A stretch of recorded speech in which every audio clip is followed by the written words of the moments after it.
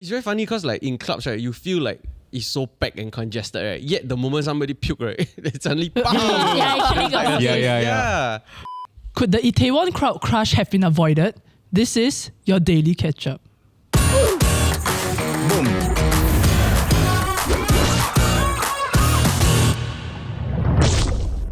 Okay, so this news was quite viral over the weekend, but basically more than 150 people have died, right, as a result of a crowd crush in Seoul. So this happened in the Itaewon area over like a Halloween party kind of weekend. And yeah, so basically there were as many as 100,000 people that were gathered there for this like party. The streets along like Itaewon are like infamously narrow lah. So there was this period where there was a choke point, and then people just kind of fell over and were stacked on top of each other. A lot of people like it was a variety of reasons. Either they suffocate, or it was like a cardiac arrest, or like they broken bones and all that, and they died like resulting as a result of the injuries sustained from that crowd crush. Yeah, so there's a brief summary of what happened. Yeah, but there's been quite a lot of speculation about like how this happened in the first place, and like could this have been prevented, or like what are things that we should be taking note of like going forward, right, to prevent such a thing from ever happening again. Was there a particular event that everybody was there for, or the Halloween party? So it's one specific Halloween event.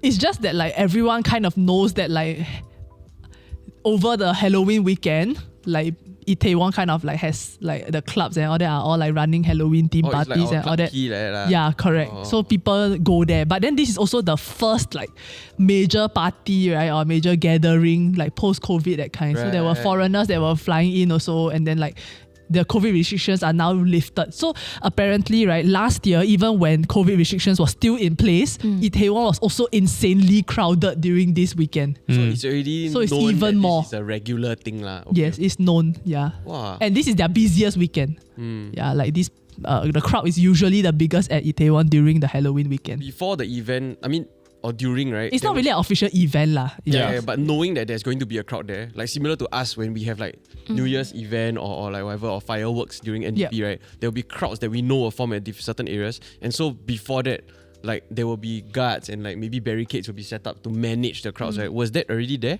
No, not at all. There was no... So that is the main, like the biggest criticism of the government lah, I would say, is that there was like no crowd control, like, of law enforcement. So there were, actually they said about like 200 to 300 officers were actually assigned to the area, but they were not for the purpose of crowd control. So it was for like checking, like kind of clamping down on like sex crimes or drug crimes that were happening. Right. Because in the days leading up, right, like there were a lot of articles that were coming up talking about this like Halloween candy drug that was like being peddled lah, or like people were like warning, the government were kind of warning against it.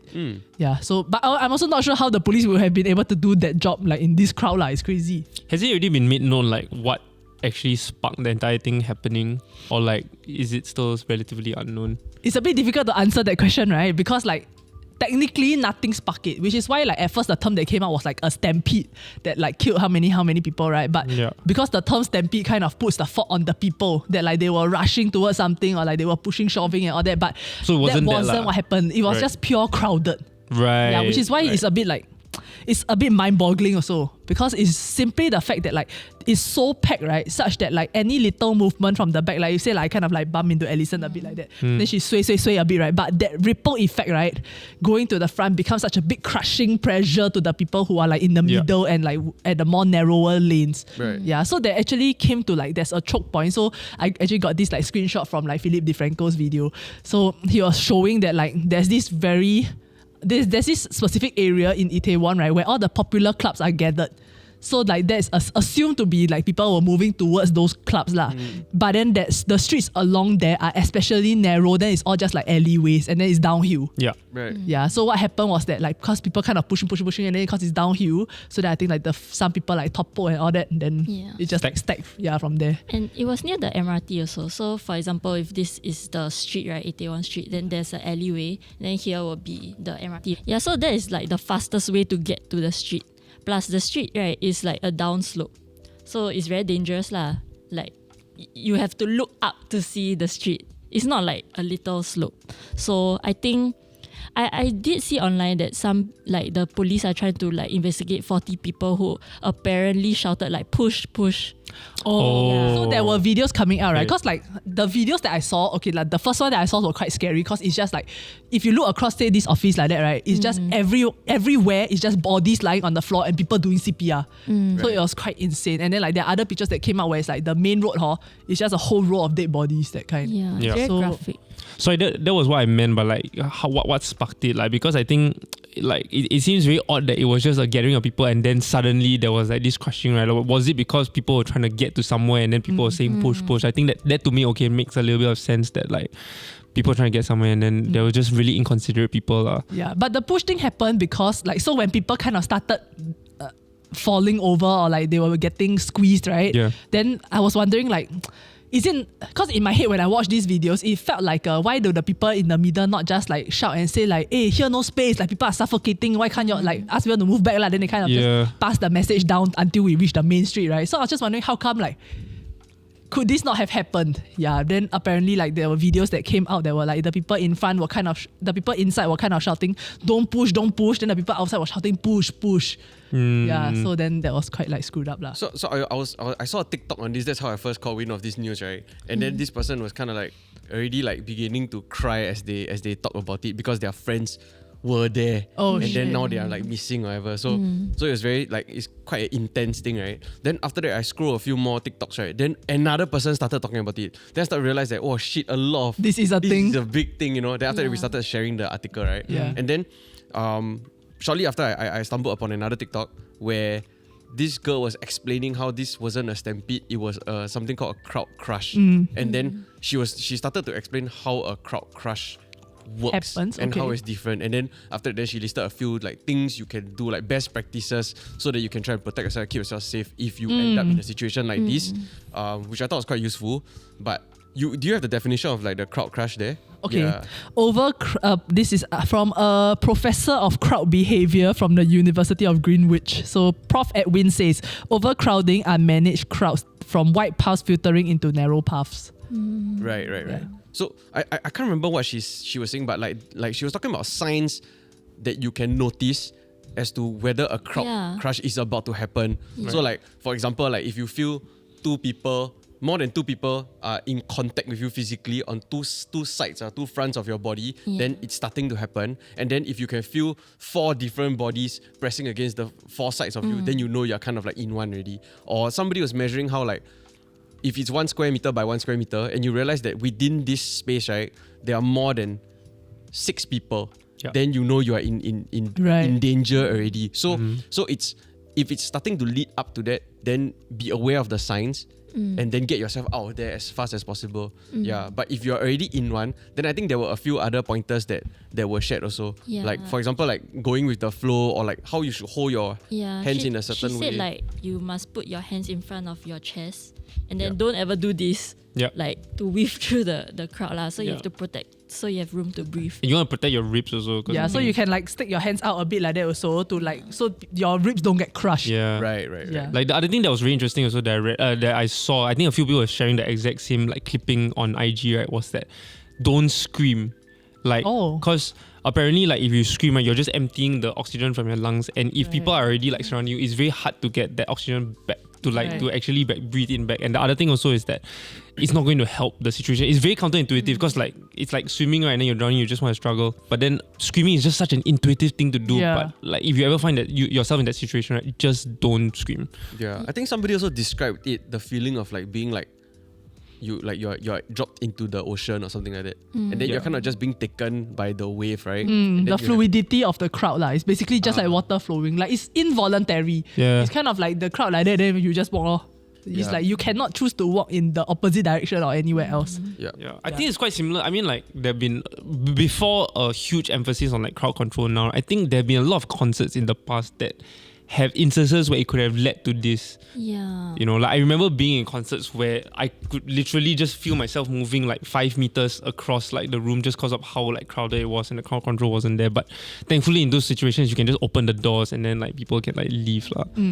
But it's just so crazy. Speaking of opening the doors, I saw this one account, right? So Straits Times posted this morning, I think, of a few accounts of survivors lah, like what happened, how they survived. So then one of the ladies was sharing that like the crowd was so crazy, right? Until like her shoes, right, got stepped and like the shoes came off. So she was essentially barefooted. And then like people started like stepping on her foot and all that. And then her foot was quite battered lah. So there was some point where she got kind of like pushed into like a alcove like of the building, like a gap like in the wall, that kind of thing. Then eventually push until she's like right at the front door of like the club that was there. So then people are like pounding on the door of the club, asking them to open and let people in because then they don't want. For whatever reason, I don't know. But then it was only later on that they opened the doors, then people could like make their way in, that kind of stuff. Like, cause you see in photos, right, you can see some of the bars, right, like the rooftop bar, the open area, is like empty one. Oh my goodness. So I don't know why, but then like, I mean, okay lah. If you flip the situation, right, say you are inside, when you see the crowd outside, you in that moment, unless it's going viral on Twitter and you notice it immediately and you realize you're in the middle of it, right? Yeah. You would just think that there's just a massive, insane crowd outside. Yeah. So I hope the bar people or like the owner of this what do you call it? Establishment. Yeah, I was looking for that. Like controls it lah and don't let them in lah, right? Yeah, that's because they're thinking about their business, but they're not thinking their lives. They probably think that they're just nuisance outside making. Yeah. But if it were me, I will. I mean, if it's a glass door or whatever, I will try to break it lah. I mean, it's your life or death situation, right? If you're pressed up against the wall already and you're gonna die potentially, you're afraid, right? Yeah, I think the entire time what concerned me, or the moment I read up about this, the first thought that came to mind is that if I'm there, right, what can I do? That's what I was thinking also. Yeah. So the one that kind of scared me was I was watching this. There were actually 2 like live streamer videos that kind of went viral. So one of them is this guy. He's kind of like holding like a selfie stick lah, and then but you can see that he's taller. So actually a lot of then there was a girl that was next to him, right? There is the like everybody's shoulder that kind. So you can see like it's really, she's gonna squash until like it's just her face like that. And I mean, I think high chance she didn't survive lah. So like she was screaming already, but there's just no one that can help her because people cannot move even.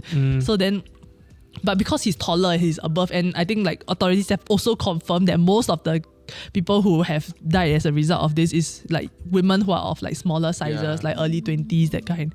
Yeah, so then I was a bit scared because like he just had one arm up. I think his other arm was like stuck. Then he was just like like getting pushed, and then he like there's nothing, he couldn't even move. So then I'm thinking like even like I don't even know whether I would have had the space to like bring my arms up or like that, right? Then what would I have done in that situation? Especially if say like I'm with like say my partner, that kind of thing. Yeah. Then so I feel like maybe the solution, but it requires a massive coordinated effort. But I think if you train people enough, right, is that how you immediately halve the entire crowd is if your companion, you literally put like piggyback someone on you.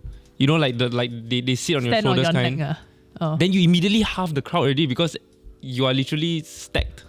Like 2 by 2. Yeah, but I think I don't think they have the strength. Once you're in that circumstance, I don't think there's even space for one person to so it's in the moments where you're like, recognizing again 6 people in that 1 by meter, oh no guys, because there's not enough like, or it doesn't happen enough that people actually know of the steps, right? But I feel like we are so untrained to these circumstances, right, that in that moment you're gonna think like, this is never gonna happen to me. And then also like, you want to climb on my shoulders, then you climb already, then like the moment she mount properly, right, then everybody disappear. Then you just you know what I mean? Like it's gonna be so weird. So but at the same time it's so important to know like how to be prepared. And like as much as this has happened. Yeah. So like I think it's very important that like what we have prepared is like a list of things that people have recommended you be wary of, so that in these situations you can try your best to protect yourself, right? So I think we're just going to run through a few of them so that if you ever find yourself caught in this situation, hopefully what we go through right now, if you can remember 1 or 2, that will help you survive, you know what I mean? Because at the end of the day, it's really about survival. I think to myself also, if I'm stuck there and somebody's on the ground right next to me, right, I cannot bend down and help that person because I put my life at risk also, right? And I don't know this person, and then I'm also trying to survive. The idea of it alone is fucking crazy to me, right? And it's sad lah, right? So let's try and like help people as much as possible. Actually, I want to add one story. So I've been in a similar situation, as in not that extreme, but there was once where I went to Japan with John. And 2 other friends who are annoying. Who are of the same height as him. So they're all like 1'8", 1'7". So I'm like 1'5'9". So I'm like significantly shorter, okay, at least like 2 heads or 1 head shorter. So we went into the train in Japan, and it was like during peak hour, everybody want to catch the last train home. So we lined up in front lah. So we got in first, and then everybody started pushing in, you know, like trying to get the last train. And then I was like squashed. But then cause they're all tall, right? They all just like in the train just like this. While I was like, oh my god, I cannot breathe. Then I felt super suffocated. Plus it was like winter, so you know when you wear like heat tech and all. Then it's fucking hot and like stuffy. And then I look at all of them like just breathing my air, cause they're all their faces here, like I'm like literally doing this against them, right? And then they all can breathe, and then I'm like, oh my god. Like I had to like close my eyes a bit and like breathe slowly. Like calm down, yeah. Cause I got a bit of anxiety. Then I got to tell them like, guys, I cannot. Like I need to go out. Then they just like, one more station. Cause we only take 2 stations. I feel like we were laughing also. Yeah, but it's only 2 stations. But I wasn't kidding when I said like I couldn't like. Yeah. I like need to get out of this stupid train. It's claustrophobic also, right? Yeah. Because it's just everyone's coat, and then I cannot see anything because everybody's very tall, right? And if people don't have context, right? If you've seen those videos, they push the people like in. When they chong for the train and then they're just forcing themselves in, right? It's freaking crazy. Yeah. Okay, imagine how scary it is to be a short person in that crowd. Yeah, I would have like give up because it's really. I probably would have fainted also. I feel. Yeah. Actually, a lot of them, I mean, like, I don't know whether this happened in this crowd crush, but this is not the first, like, such incident, So they actually say that a lot of people, right, it's very likely that they're already fainted, but they're just being carried around by the crowd. Right. Yeah. So then, which brings, like, so one of the pointers that I will bring up later, right, is talking about CPR, which seeing all these videos on Twitter, right, really reinforced to me that how important it was to know.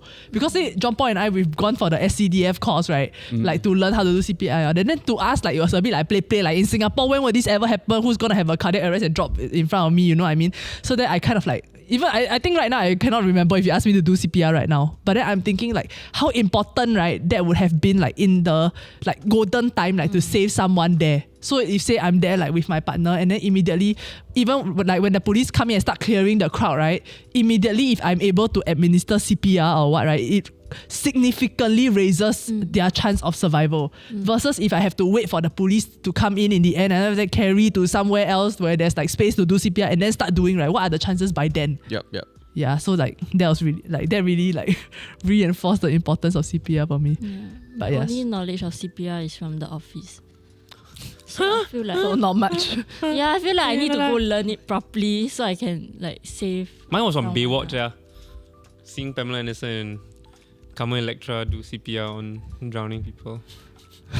No, and I also think that even the idea of CPR, right, or the technique, right, is also quite dangerous. Yeah. Because there's a risk that you can injure the person also. You will likely break a rib, but you will survive. Yeah. A broken rib is better. So okay, a list. So number 1 is to make notes of the exits. So like know like if I need to get out of this crowd, right, where can I go? Just do it anyway, like all the time. Yeah. Just know where your exits are. Situational awareness. Yeah. Especially in a lecture hall.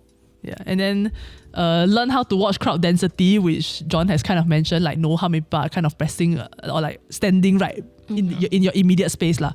Yeah, then understand where this happens, where crowd crushes happen. So most likely it's alleyways or like mosh pits or like exit hallways where everyone's crowding to get out. Events. Yeah, so events. Then alert people. So like people need to know, say for example, okay, so one pointer that was written here was alert event organizers to stop the music.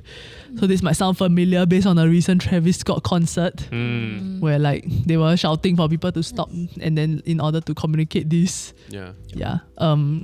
Make space around your chest, which we've mentioned. Do not take off your backpack if you have one. It helps. Why? I mean, because one, it helps kind of generate a bit of space, right? And secondly, it prevents people from tripping over it if you take it off, like, and then it creates a pile up. True. Yeah. Number 7, go with the flow. So the crowd beat. Don't fight the crowd, because it's quite impossible for you to like go against you or end up getting injured probably. So try to move like diagonally if you can, like diagonally towards say the next alleyway you can see it. So you kind of try to move out so you can faster get out when you get with there. The flow. Yeah, with the flow. Okay. Yeah. And then do not scream or push. Because on one hand, if you scream, people around you are likely to scream also. If you push, people around you are likely to start pushing also. And then that escalates the situation. Stay calm. Yeah. Even if, I feel like even if people were screaming, right, there were a bunch of people shouting, and then it just drowns out everything also. Yes. Yeah. Wow. It was really And also because like they are playing music like from the clubs and all that. Yeah. It's freaking chaotic lah. Yeah. Yeah. One of the more viral videos that came out was like groups of party goers that were still partying, like they were like chanting, like singing Sex on the Beach and like blocking the ambulances along the main road, that kind of stuff. So that like people went under fire lah. But I mean, on one hand, right, it's highly likely, like probably 90%, that they don't know that what they are doing at the end, is generating such a impact inside. Because even before this event and all this news came out, right?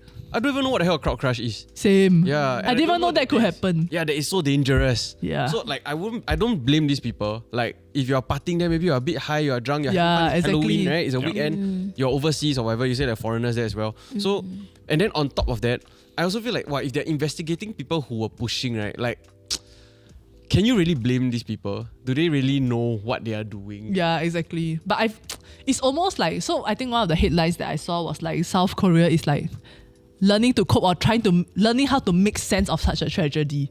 Yeah, and I feel like that might have just come from like people pressure the authorities. They almost need someone to blame for this. That's what it feels like also. Yeah, so I mean we'll see what the outcome of that is. Some people even tried to blame the hotel. So that particular alley, right, there was like a hotel doing illegal construction.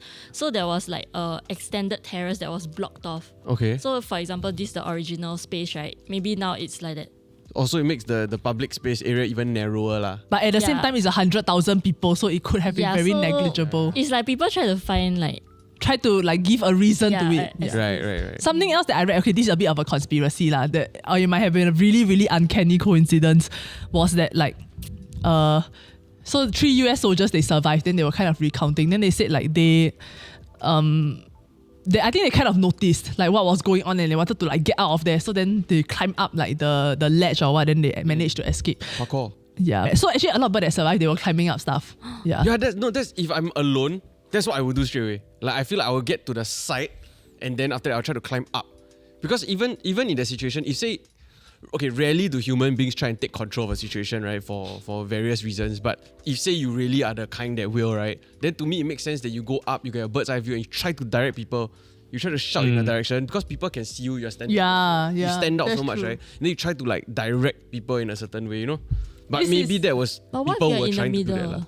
Sorry? No lah, if you can. No, so you try to move diagonally. So try to cut through diagonally. This is a bit contradictory to my point number 9, which is the avoid walls. Oh, because you have to you will asphyxiate. You will press against you might get crushed against the wall. Yeah, you'll get crushed against it. But I feel like if you can climb, then that you might have a higher chance of survival. Which is why I mean it's a bit difficult because it's infrastructure, right? But like from seeing the photos properly, I feel like in Itaewon there's a lot of high walls, right?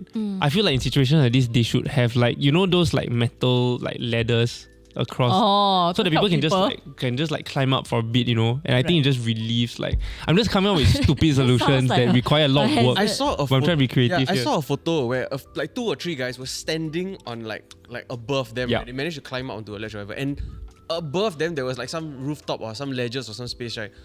But they were just standing on top watching the crowd. Like they could have been pulling people up, you know. Right. Like wasted, Right. Yeah. But okay, so after this, like after reading the article on the 3 US soldiers climbing out, right? The next article that I read, the professor say like the signs of it lah, like how KE can even happen, how people even start falling over, you know what I mean? Because if everybody just getting pushed around, then so is that any movements that are along the side of the crowd, right, will cause the crowd to like collapse. So it's because of them. No comments. No, I don't get it. What do you mean by movements along the side? Because like movement around the side will like, because if I'm squeezing something that's like that, right? If anything comes up to the side, it like cause the uneven pressure, then everyone like jump. Like suddenly pressure this way, then suddenly don't have, then people just fall. Yeah. But I mean, everyone in that situation, you are saving your own life, and you don't think that like you don't think I'm gonna stay in the crowd to maintain the pressure. You know what I mean? Yeah. So it's a bit difficult. Next one. Help your neighbors only if you can. So assess your risk first. Yeah. So I was kind of thinking, remember the live streamer that I was saying, like the girl next to him clearly screaming for help, right? Yeah. Like or like actually somebody like kind of like tap on his shoulder a bit, like try to like lean on him a bit, and then he like brush them off. Then so then I was thinking like, is it really impossible to help anybody in this situation? I mean, the answer is that it's not impossible, but assess your risk first. Yeah, if it's like what John Paul has mentioned, if you are like kind of up, you're clear of the crowd, you can help people. Yeah. Yeah, if not, need to like protect yourself first, lor. Yeah. When everybody is trying to survive, it becomes a very like every man for himself situation. Like, but then if you have a loved one next to you, or whatever, like say your girlfriend small size, or I mean sorry, fiance, it's like small size or wow, then back time. I know it's really damn hard. Yeah, like what do you do? I really do. I mean, the two of you. So I kept thinking about it, right? What if we hugged, but then people can still crush our ribs from the back? Then like, what if I just protected her? Then like, humans are so fragile. It's crazy. Yeah, like I feel like in any way, right, it would be the same. Like we're just helpless in that situation. As long as you don't go and like leave her and then go and climb yourself and then bye bye. Yeah. I was talking to Shams about this. Then I said, if I was there with her, then how were we? What would we do? Right? I said, I cannot help you. Then she said, how about you help me up lah? Climb the thing, then I pull you up. Then I look at her and said, no, I'm not gonna fall for this. How about I go up, then I pull you up? That makes more sense. There was actually a Singaporean account that him and his friends like started trying to climb up, but then his friends like kind of managed to get out through a different alleyway. Yeah. Then after that, but he got pushed by the crowd. Then he lost his friends. He became alone. Then in the end, he managed to like climb the wall and like he had to like jump on a roof and slide down. Yeah. Parkour. Yeah, next level. The next point is like, could this have been avoided, right? So one of the comments that I've read on this that really has stood out a lot to me is that this South Korean, I would assume because he's saying that they are living there. Say like to the people in Seoul or in around the Itaewon area, right? This comes as no shock. So apparently for years and years, right, people have been writing into authorities, right, telling them that like there is a crowd control problem here. You all need to like send more like law enforcement officers to prevent this from happening. So this was not a shock. It was like a inevitable that has finally happened. Right. Which is like adds to the anger that like the people like have regarding this. Caused by the people. If you know that there's this problem, then don't go there, right? So they say actually a lot of them like who know about this situation, right? They won't go on Saturday night. They will go the night before, and even the night before is packed. Yes, but then if it's been happening year after year after year, and everybody knows it's a problem, then is it not? But is the solution to just not go, or is the solution not to have better crowd control? You know, it's like saying like, should I go to a concert if I know that there's gonna be mosh pit, it's gonna be crowded? But it's to the authorities or the organizers to kind of be like managing that crowd, or it's to like whatever town council, etc. Because like you kind of own that district, right? In that sense that you know that this is a popular place. I feel like it's on the authorities or some way. Like you're not going to stop the public from going where they want to go. Like this reminds me of an incident. So it happened in like in the 80s, right? It's called the Hillsborough Disaster, and like if you haven't heard of it, it's really big when it comes to like the world of football. So like even now until they talk about it, because right, basically what had happened, and they took 30 years to find out what happened, right, was that there was a match between Liverpool and I can't remember who, but it was in Hillsborough Stadium. And because there was overcrowding, right, the police decided to open the gates to let more fans go into the standing area. Okay. And what ended up happening, right, was that there was a human crush, and then people were trying to jump out of the balconies in onto the field because it was just so overcrowded. And then for 30 years, right, the police blamed the fans, saying that they are hooligans, they were the ones that create this mess, and the whole of England were like against Liverpool because of this. Like how dare you create something like this and all that. And then it was only like determined 30 years later that actually the police had a massive cover-up job. Oh my god. Because they were the ones that opened the gates to let all the crowds outside in. And so it was a massive cover-up from all the way from the police chief all the way down to like cover this up with the media also. They work with the media to like blame like for the Liverpool 30 years. Yeah, a lot of people died. 96 people died, and then there were more of people who died after, like either from the guilt or like. So there was one guy who was supposed to go to the match. He gave his ticket to his cousin. Cousin went instead and then died also. And so that's why now it's the justice for 97. Right. Yeah. So the match was going on. Yeah. Wow, then the players are not aware, they cannot stop, and then no. So in the end, right, when they start seeing people coming off the balconies, like they just started stopping the match, right? Like because it was going crazy, and I think a similar thing happened in Jakarta, was it, or like in Indonesia also? But that one is like slightly different. That one was because people were kind of like rioting a bit. Yeah, fair enough. But it's the police beat the people up and kill them, so it's different.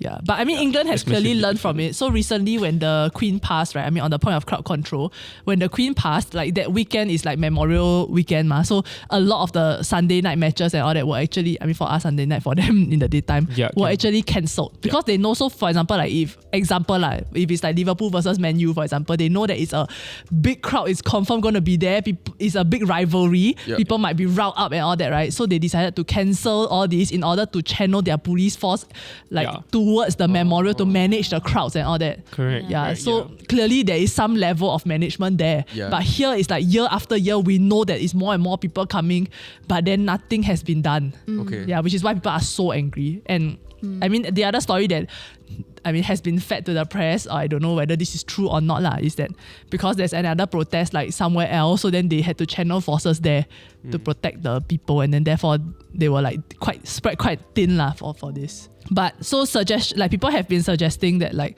say in future, right, on one hand, to close off that main road that is like right outside like the crowded Itaewon area, so that cars cannot go there and pedestrians can then like spill out a bit. Inside?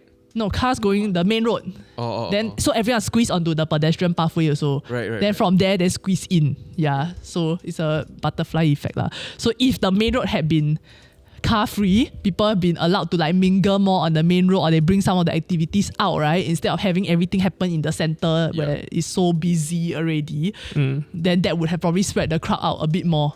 Yeah, then secondly, like have more like crowd control measures. So like I was actually Googling what the heck is crowd control. Like how can I control 100,000 people? Like even if I'm 1,000 police officers, right? Then so it's a category of Dota spells, right? CC. Okay. So essentially what it means, right, is to be able to control like the flow of the crowd and like the size of the crowd. So like be it like setting up barricades or like checkpoints, right, that I know that okay, inside it's getting too crowded, I'm gonna like barricade up this area so that people will move down that lane and filter into another path instead. It's like having bouncers also, like things like that technically. Yeah. So these are like the main things that they were talking about. So honestly, when you go to a club, right, and you go out for a smoke break and come back and the bouncer says sorry, fool, right, it's to prevent things like this from happening in like a small enclosed area. Right, so don't be angry. Or you're just a man. No, but you already got chopped. You already got chopped, but they say, hey, sorry, fool. Then you're like, hey, I got chopped, let me back in. It's very funny because like in clubs, right, you feel like it's so packed and congested, right? Yet the moment somebody puke, right, it suddenly yeah. Then you realize actually how much space there is. That's right. And when you like squeeze onto a bus or whatever, you like, confirm got space lah, right? MRT also confirm have lah. Actually, I just want to make it a little bit more real for Singaporeans, right? Because like, I think most recently when a lot of the COVID restrictions were lifted, and I for some reason I had to go to town area, right? For some reason. I can't remember why lah. Yeah, because I don't like to go town. But when I had to go, and it was just after the restrictions were lifted, right? The crowd was insane, right? Like, you know, you come out from Orchard. I saw all the photos. Yeah, from like all the way to Wisma, all this, right? Yeah. It's like, it felt like it could have been very close to that. Yeah, it was that packed. And I think it was like quite intense. And you know, Singaporeans sometimes like want to squeeze here, kiasu, all this kind of thing, right? Like, wow, chill, man. But I think the malls, they quite smart lah. Like, even though it's annoying to me, like they like the entrance is just there at Ion, you just exit, you can walk straight. But then they purposely put this damn long queue. The snake so you have to sneak before you actually enter the mall. Yeah. But for good reason, I guess. I should say I do think that modern buildings, right, have actually this in consideration, because you think of like some of the new malls, right, there's multiple exits to ensure that there's a good flow. Like even if you think of Clarke Quay, right, there's actually it's multiple exits actually that comes through. So a crowd can disperse like almost 8 different ways, I think. Right. If you think about the exits. So I think it's so important for like good is it urban planning? Of these spaces. To round off, right, I think like one thing that I saw which I felt was a bit insensitive was that, so after the police kind of clear the crowd, I mean like clear a path through the crowd already, right? Then there's like 2-3 rows of people on each side of the lane still standing there, like a bit kepo, like see what's going on. Then people are like taking their phone out like to film, right? So it's like they're carrying like the dead body out, right? Then they're like filming it like that. Then like it just felt very off to me, like I mean, like, if you want to stay there and watch, okay, but it's like, why are you videoing this? Not okay. Don't stay there. You're blocking and obstructing people. As in, not like if you really must, if you really must, but then like, Yeah, so it's a bit inconsiderate to me. And I've seen like people kind of like posting stuff about like, oh, like because of this, like the SM World, what is all cancelled, blah blah blah, that kind of stuff. So it just felt a bit insensitive to me. So I think like as we continue to talk about this topic also. Sorry, what's SM World? SM Korean Entertainment K-pop. They were supposed to have a event, like a big concert on the 31st. Right. But they cancelled it like in light of this event. Right. It's the right call. Yeah. So I think as like the information continues to come out, and we'll probably continue talking about this on social media as well, right? I think just remember to be a bit sensitive about like what y'all say, yeah. And if you're going overseas, I think like maybe you can look up, like say if you know you're going somewhere that is like known to have like earthquakes or tsunamis or what, know what to be doing in those situations, how to protect yourself, how to protect like your loved ones also lah. Yeah. Thank you for watching. Like, share, subscribe, and we'll see you in the next episode. Bye bye. In the club, I always dance a particular way. Get people away from me. Oh, show. Oh.